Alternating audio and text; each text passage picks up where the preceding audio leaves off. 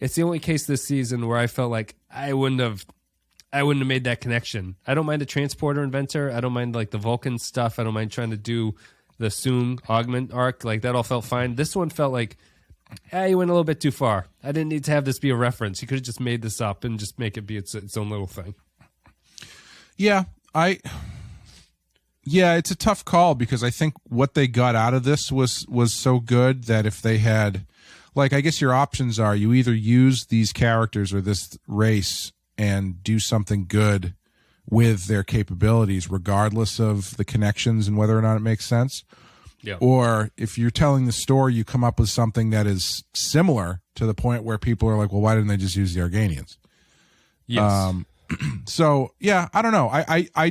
I agree with what you're saying in principle, I think, but I don't know if I don't know. And having not seen TOS, it's hard for you to comment on it. Yeah. I think it's just also, it's not like I'm assuming the Organians don't show up after that TOS episode, do they?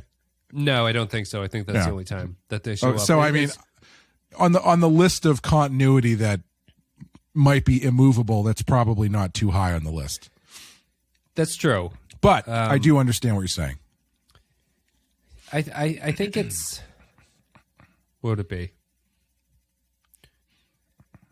I think you just don't, what would it be? I guess you just don't gain, I don't think it's a net positive by making a connection there. Sure. I suppose. I think it's just, it's another thing of like the universe is too small. It's another example of you're backing yourself into this cute little corner where all of the species that you're never supposed to have interacted with, like the Ferengi in season 1, like they never see them. And you always have to end the episode going like, they don't remember anything that happened there. Yeah. Here, this works a little bit better than the Ferengi one, I think, because the Ferengi would probably left DNA and stuff like that. Right, yeah.